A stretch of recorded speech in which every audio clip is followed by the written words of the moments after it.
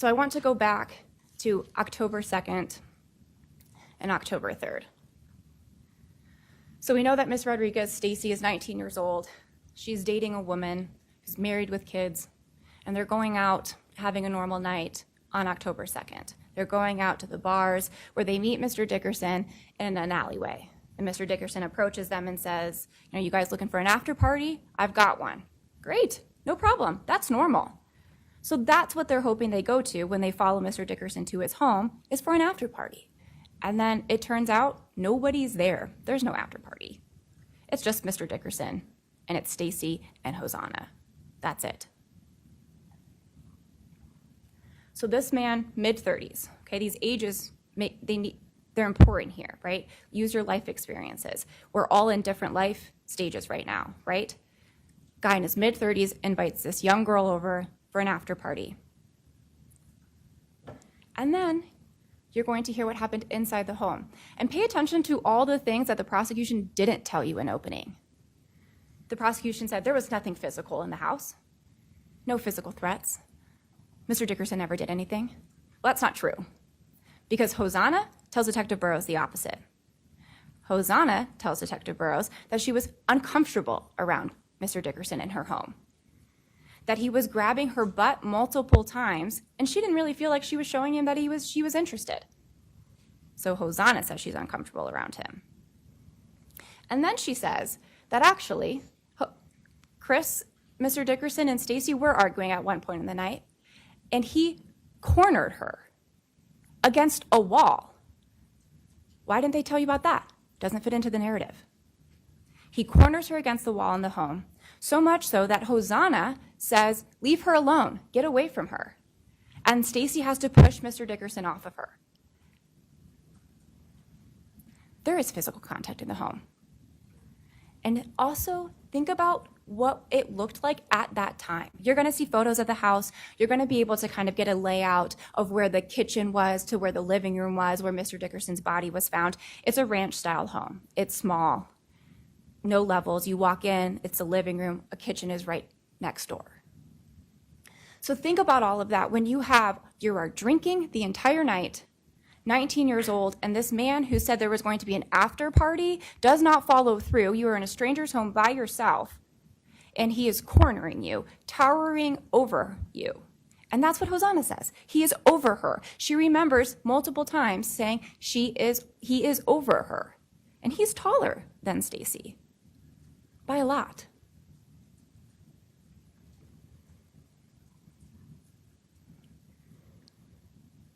The prosecution had brought up the drinking and what Mr. Dickerson's, blood alcohol content was. And you're going to hear about the talk screen that was run by Detective Burson, and you're going to learn all about this when we discuss the autopsy. But keep in mind that Mr. Dickerson's blood alcohol content that night was 0.3. It's about 4 times over the legal limit. And again, he's at his house with his alcohol, asking for an after party. Ms. Rodriguez wasn't trying to poison him or get him so drunk he didn't know what was going on. He's in his mid-30s and invited them over for an after party. That's what's going on. Use your common sense.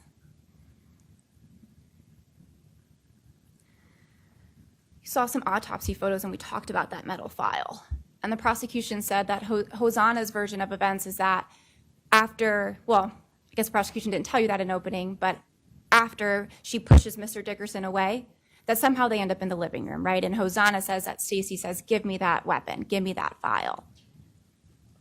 You'll hear the proffer, you'll hear how it actually goes. But then consider the file. Think about that. When you saw those photos, the sharp end is sticking out. And Hosanna describes the file as looked like it had white tape on the handle, the base of it.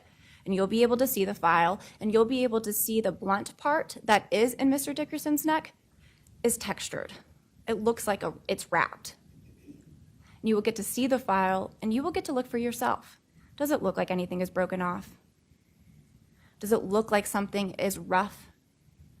Or does it look like it is a metal file that has a sharp end sticking out? So if somebody is reacting, trying to save themselves, think about the way that a weapon would have been used. The sharp end is not in, it's out. Think about it might be dangerous for yourself if you have something sharp in your hand and the sharp end is sticking out and you're defending yourself and you're using the blunt end in. That almost puts you at risk as well. It's not smart. It's not premeditated. It's not with after deliberation. It's not thought out, because she easily could have hurt herself as well. Why wouldn't you use a sharp end? It doesn't make sense. It's a panic decision to protect yourself, to save yourself.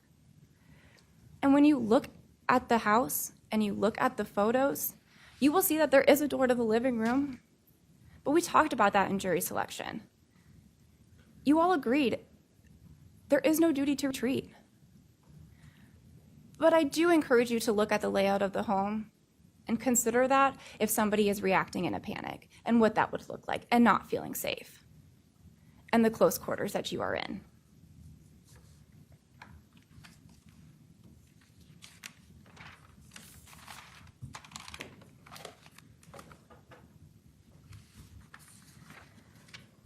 Now, we know that the house was burned, right? You saw the body worn in the prosecution's opening of the house, up in flames when GPD officers arrive.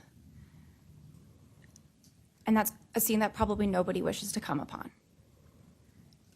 It is going to invoke emotions. It is sad. There is no way, I think, that you can look at this case and not find that there is an emotional component, because there just is. Somebody died, and 2 people are going to have to live with that for the rest of their lives.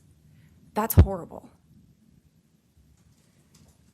But you have to sometimes put that emotion aside and go back to the logic, and go back to the elements that the prosecution has to prove, and go back to what we talked about in jury selection, about those drastic measures. Think about how realistic it is that somebody panics and does something because they don't know what else is going on. And that's what happened.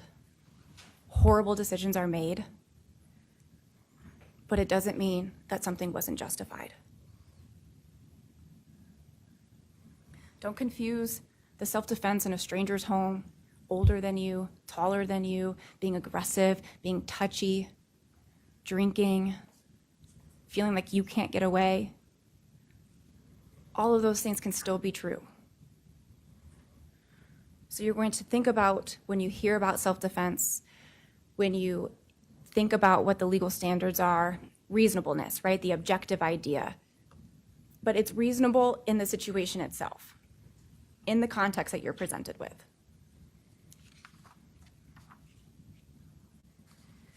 The prosecution talked about guilt and regret.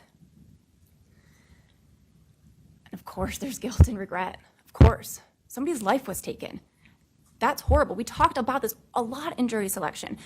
We're all agree murder is wrong, but it can be justified in self-defense. But that doesn't mean that it takes away regret, doesn't mean it takes away guilt, because that's a trauma that somebody has to live with for the rest of their lives.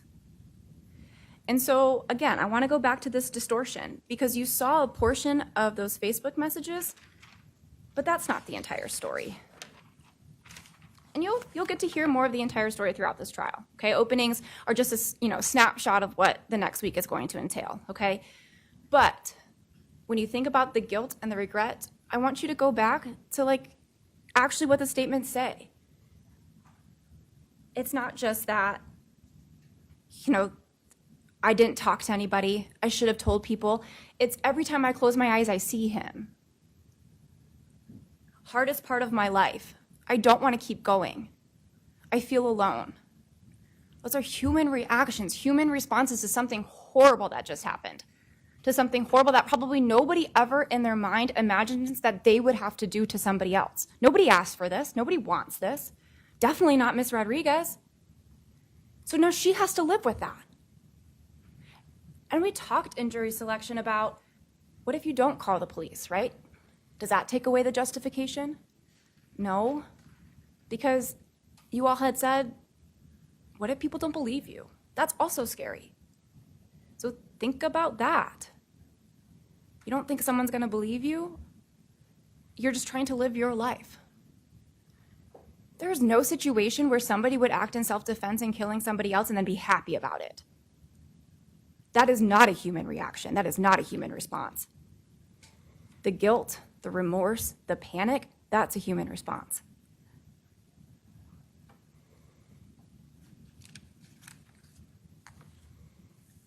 Ms. Rodriguez was 19 years old at a stranger's house under a situation she didn't think. Thought there was going to be more people. Thought it was going to be a party. And it went differently. It turned differently.